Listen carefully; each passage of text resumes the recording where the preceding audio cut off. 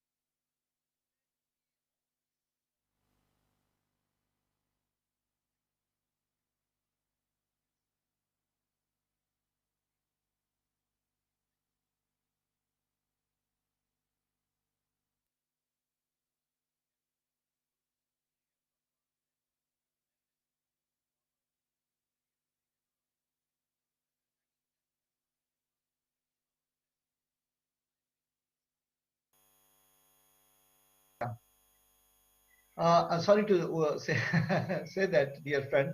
Under this scenario, I quote from community radio icon in South Asia, Ashishan, who claimed that the community radio concept 90% is community and 10% is radio. If we pan our lenses to community radio operation across the South Asia countries, for instance, I think more than 330 community radio exist in India, and only 20 or less than 20 in Bangladesh, and many in Nepal. I think Sudhanshu will provide this kind of information later on. We have witnessed that the matter is just a reverse. It means that community radio in South Asia is 10% community and 90% radio. Whenever we ask the question, why? Try to imagine the reason behind this claim or my claim. My dear friend, if we ask the question, just need to go through the evolution of community radio in this region. Almost 90% of the community radio operators are NGOs, which are running under the support from development agencies. Thus, I claim community radio is handicapped under the NGOification. Always, I and Professor Binod made this kind of claim in South Asia. In context of the participation of community radio itself in community radio installation, operation, and programs, in other words, I prefer to call this participation as engagement. Lacuna is a major drawback of community radio movement in this region. Under the control of NGO, the community radio is using mere tool to disseminate the development agenda that is prescribed by the donor agencies. However, if we follow the empowerment in society of the society, I must say that listeners, club members, radio volunteers, mostly youth empower themselves, so engaging their efforts with the community radio efforts. But the general people hardly get access and engage their efforts in community radio operations. Furthermore, the NGO uses community radio as an extension agent or publicity tool of their own development activities. Now, come to the notion of civil society. In the West, the South Asian civil society is distinctly different. Civil society in the West has emerged from upper class that were playing role as the critics of rulers on behalf of the general public, whereas the civil society in South Asian emerges from rural elites who were mostly philanthropic. They donate their lands to charities for the poor as a token of generosity and social service, and in lieu seek respect back from the poor. Sorry. However, the concept of civil society has been got a new dimension in South Asia. If I'm not wrong, most of the NGO people under the assistance from overseas donor agencies, as I claim, constitute the civil society group across rural areas that are mostly based in cities. That means the civil society people who are based in the cities, but they have some sort of domination in the rural areas. These groups are the lobbyists to extend the development agenda from the West and have little connection and understanding of the mindset of the vast majority of the people living in the remote areas of this region. Therefore, I urge the community radio initiators to make some sort of survey to know the needs of the community, real needs of the community people. Despite this constraint and misunderstanding over the contribution of community radio in South Asian region, I believe, if the community radio initiator enhance the public engagement and the participation, even in ownership to some extent, can become the tool of community empowerment, as we have witnessed in different countries like Australia, Thailand, and Indonesia, and even the Philippines and many more countries in Africa like Ghana, Nigeria, and other countries. The time of disaster, for instance, cyclone in India, Bangladesh, an earthquake in Nepal, and in COVID-19 pandemic, the constant broadcast of community radio made thousands of people aware about the consequence of this catastrophe across the rural areas, where the other conventional media was not available. That is the one point, that when the other conventional media is not available, then community radio can fill the gap of information during that pandemic situation. Hope is, but all these kind of critical aspects, but hope is still remaining to bring the grassroots or community people in the forefront in managing to community radio. For instance, in India, to install community radio, applicants overcome many hurdles, even need to go to the capital Delhi for license. Similarly, in Bangladesh, clearance or permission from the government, at least 3 agencies, namely Ministry of Information and Broadcasting, Bangladesh Telecommunication Regulatory Authority, and the special branch of the Bangladesh Police is necessary with $1 million, that means 10 to 12,000 US dollar approximately, deposit to get a license. It is really difficult to manage such a big amount of money by community radio who lives in rural Bangladesh, and I think in many parts of India.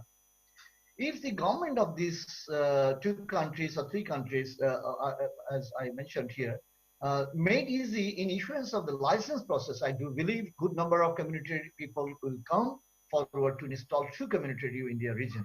In such, the engagement of large number of population can be ensured. Finally, I must anticipate the way of hope that the use of community radio lying among the young generation who have got some trainings for being professional broadcasters and NGOs for disseminating their development activities in building awareness and confidence on various tools of empowerment, like the importance of literacy, rights of women, responsibility of male counterpart, health and hygiene, good and accountable governance, social safety, and finally harmony. Because the ultimate goal of the community radio or many other efforts to need a harmonious society. Through these ways, I do believe community radio can facilitate the path of social empowerment. And for such, we need to focus our lens on the capacity building of for the sustainability of the community radio survival across the region. The initiator and civil society need to shoulder this responsibility for the existence and survival of the community radios in South Asia that are now in operation. Thank you for giving this space, and I must appreciate Ansarifai and Professor Vinod for giving this kind of opportunity to share these ideas. Thank you, all the listeners. Thank you, Professor Saidullah, for your interesting presentation. Mostly you have accepted that community radio bridge between the powerful and powerless. Also, you have talked about concept of civil society in South Asia, very clear, and you also spoke about importance of community radio in emergency time, during emergency, and the hurdles in application process for CR. Still, you have hope on community radio for social change. Thank you, Professor Saidullah. Now, I will request Dr. Kanchan K. Malik to present her. Okay. Can I share my presentation first? Sure, sure. Okay. It's saying host disabled participant share, screen sharing. So, Host is requested to accept. yeah. Yes, I can share now. Thank you. Is it visible? Yes, ma'am. All right. Thank you so much. Yeah. I'll just put it in slideshow mode and hope it'll work. Yes. All right. It's in slideshow mode. Let me start by, I hope I'm audible. Yes, ma'am. Very well. Okay. Thank you.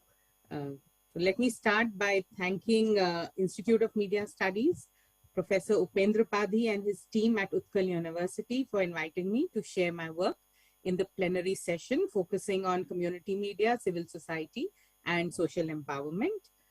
Thank you to moderator Ansari ji, who is the torchbearer for community media in Odisha, for his able moderation and of course the generous introduction. I'm very grateful to the chairperson, Professor Vinod Pavrala, for setting the tone of the plenary session so aptly. He has been a mentor to all of us who are here, who are participating in the session today.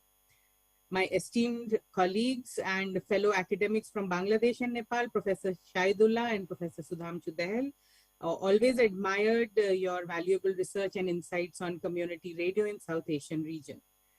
So my presentation today, I thought I'll talk about the role of community radios in addressing the digital divide during the COVID-19 pandemic, and it links back to the theme of the session. What I'm doing is analyzing, I hope the slide has moved. Yes. All right. I'm analyzing the role of community radio as an effective tool for grassroots communication and decentralized information access during the COVID-19 pandemic. And I'm doing it through the lens of UNESCO's Information for All, that is the IFAP program. IFAP seeks to provide a platform for all stakeholders in knowledge societies to participate in discussions related to access to information and knowledge. So my observation is that the democratic and participatory processes of community radio, they play an important role in accomplishing the true spirit of the 6 priority areas of the IFAP program. That is information for development, information literacy, information preservation, information accessibility, multilingualism, and information ethics.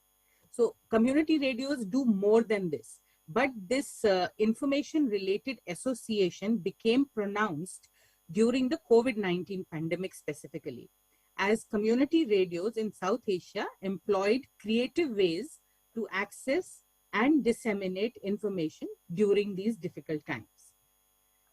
I'm deriving from the conversations conducted online by the UNESCO Chair on Community Media. They're called the Global Dialogues 2020. And I contend that the community radio stations across South Asia contributed to community awareness, community preparedness, and community participation during the Corona times. They emerged as a credible and vital link between the government and the people at the grassroots. They proved that community radio is not just about making radio, it is about serving communities and reaching the unreached through innovative means. Therefore, the argument of the presentation is that the mixed media models combining the internet with terrestrial broadcasting used by community radio stations need to be adopted to make information and knowledge accessible to people on both sides of the digital divide. Let me briefly first discuss the IFR priority areas vis-a-vis community radios. And I'm looking at first the information for development.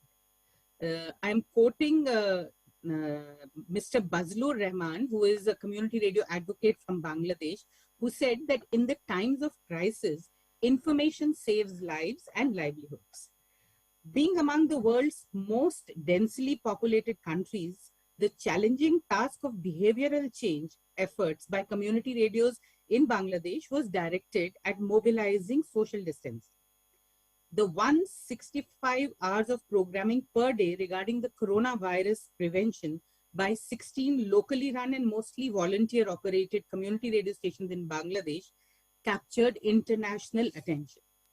In India also, community radio producers generated innovative programming, sometimes while working from home, disseminating information on nutrition, immunity, uses of traditional food practices, and more in local dialects through songs, skits, folk tales, and even through live phone-ins.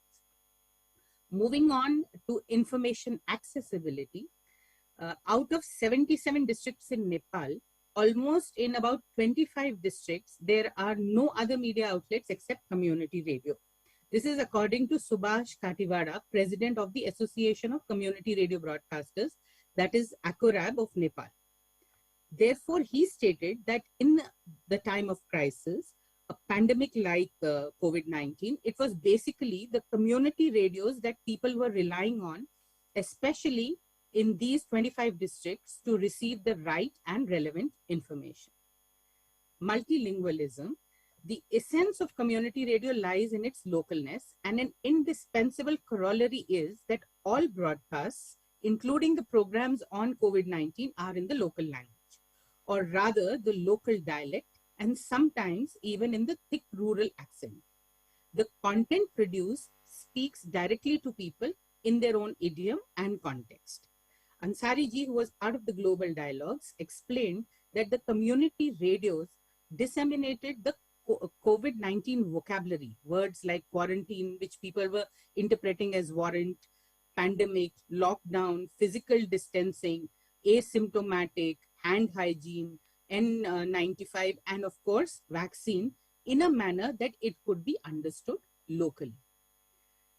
Moving on to information literacy, community radio stations played a crucial role in continuous fight with disinformation.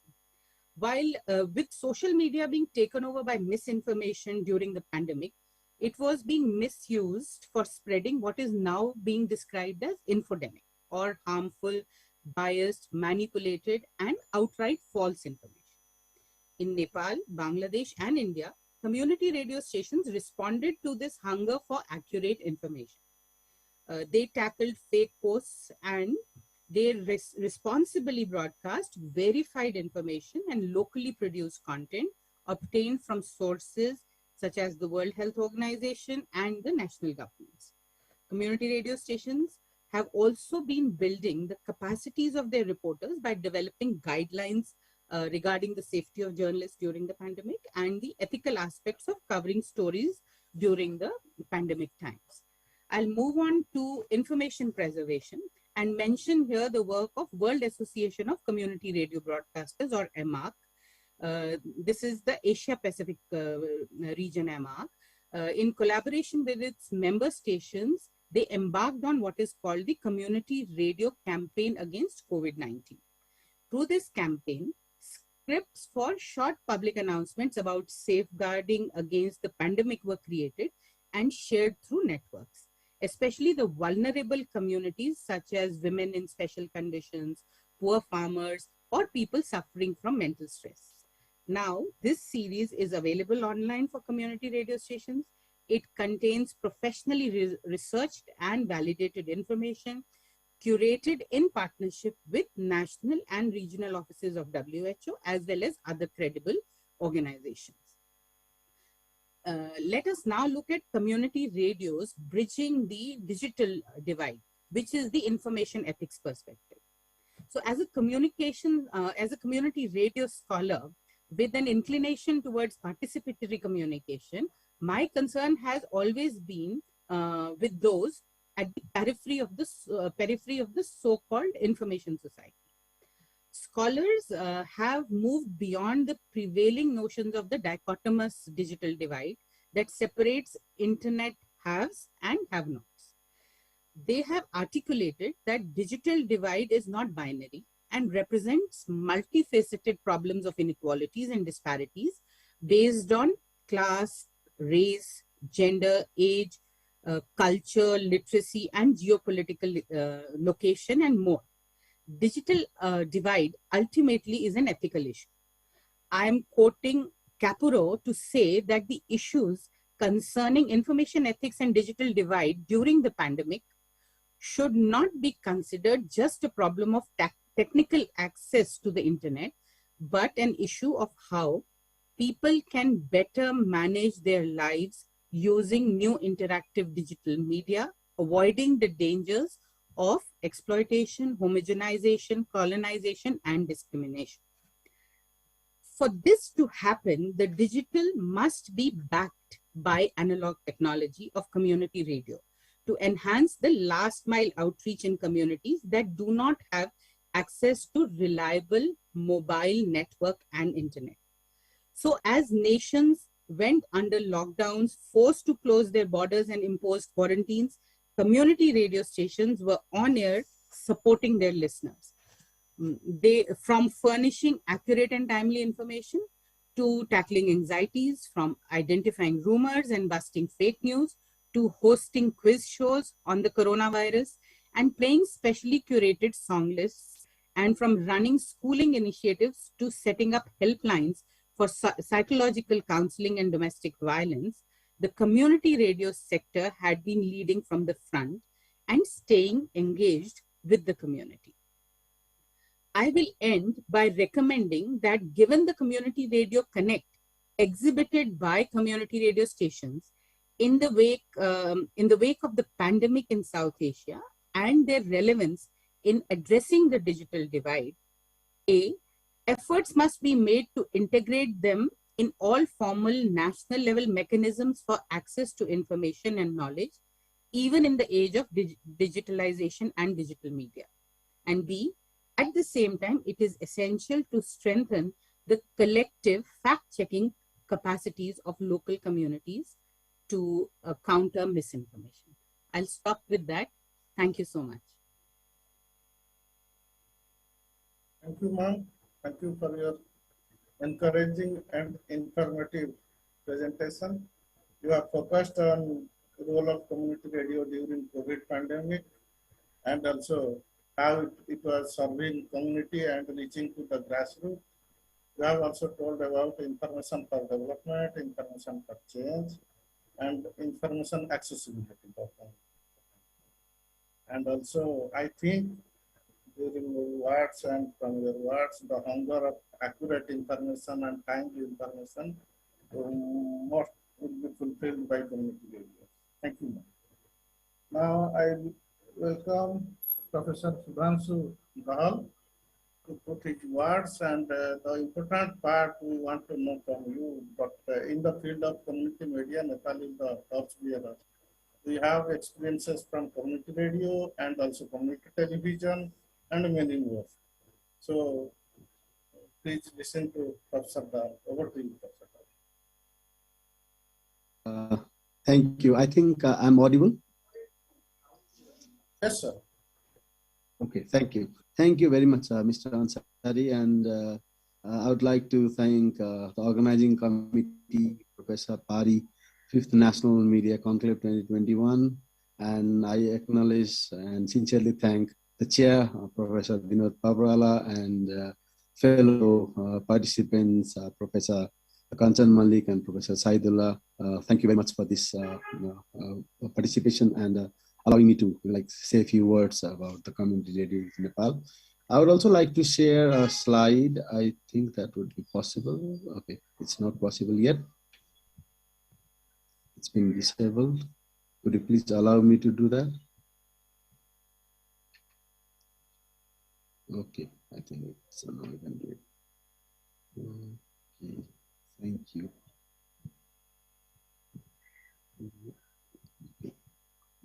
Just a minute.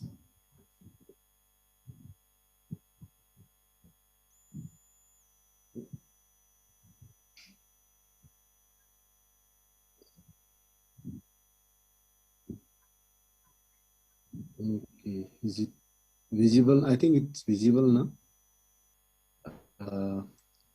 So I'll be limiting my talk been provided the media news and social empowerment experiences from the Nepal, and I'll be towards the end I'll be raising some questions. I hope we'll be able to take it forward and discuss it, and would benefit larger community. As this is very obvious, but I'd really like to set the tone by starting the operation of the first start of the first community radio in the world by the Bolivian Labor Association in 47 and 97, 50 years after in Nepal, it's became a pioneer community radio operation in South Asia. So with this acknowledgement, I would like to move further. So what has happened in these ensuing 25 years in Nepal? We have now nearly 400 community radio stations out of total 700 private radio stations in Nepal. I'll elaborate a little bit about that licensing policy and how they are set up in Nepal. Still, there is no separate policy for community radio yet in Nepal. And the existing broadcasting policy applies same treatment to both the community and commercial radio stations. And hence this invites ambiguities, debate, and arguments in their operations. And if we take these policy operation in Nepal, the cooperative, NGO, and educational institutions and other groups operate radio are known as self-declared community radio in Nepal, as the government licensing does not separate that. But in many instances, when we go and visit the community radio stations to some studies and or casually meet them, we'd find that nevertheless, all these private radio stations at the local level would be holding to the community norms in spite of their licensing characteristics. And you'll find kind of a line very blurred between whether it's a community or commercial license holder when they are operating for the communities, because they have to abide by the community norms, values, and they would do that for the communities. And I remember reporting the same back in 2004 when the community radio slowly started to pick up, because at that time the licensing was not easy to get in Nepal. These days it's been much easier, and even the new policy set up, amended, in our national broadcast policy has allowed, as Nepal moved into this federal governance structure. So the community radios with up to 100 watt of licenses would be, the license would be granted by the local authorities. We call palikas, like the village panchayats in the case of India and elsewhere, the local bodies. And then up to from 100 to 1,000 would be even by the state level, and maybe beyond that by the national level. So the licensing, like the giving of the license has been operated like that from past, like 1 year when we are implementing this federal policy in Nepal. But that has had that has not hinted any significant changes in the license that the communities were operated to apply for getting the licenses. Despite of this policy dilemma, kind of not very clear thing on the policy aspect, there are ample examples on how community radios in Nepal are raising local concerns, issues, agendas that have come the same claim by the operators as well. In these two pictures, I would like to draw your attention to the picture on the right, which is a community radio stations in one of the remotest far western place in Nepal.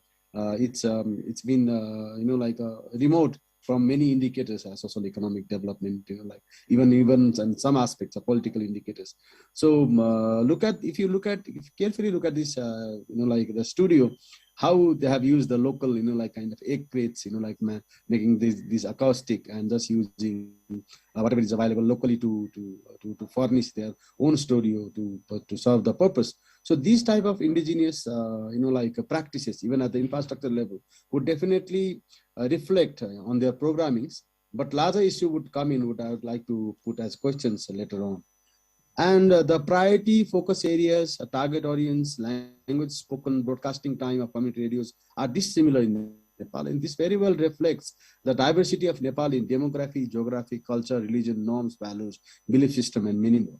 So as Nepal is very rich, more than 125 official languages recognized, by Nepali state. The culture, behavior, art, music, and traditions also, they have a variety of these things. So which would be reflected, which are being reflected by these community radio stations in their programming. Based on this diversity, radio are trying to create a platform to preserve, develop, and promote local art, culture, language, tradition, and indigenous characteristics, depending on their selection or on their sections of the radio programming. But what this has also brought to the fore is that this diversity of program in various languages have made it possible to share information to a wide range of people throughout the country, which has helped in social transformation. There have been significant stories about how this radio has transformed communities which was otherwise literally voiceless, and also bringing their agendas to the center or out from the periphery towards the center, where the discussions could take place and the decisions could be taken, sometimes in a very big way, or even trying to adjust that within that regional perspective. So the challenging discriminating social and cultural practices through radio programming helps bring change from the grassroots level. We have been witnessing that, and the very recent practices, especially as mentioned by Professor Kanchan Malik about how Nepali radio operated during the COVID time, making people aware and also countering the misinformation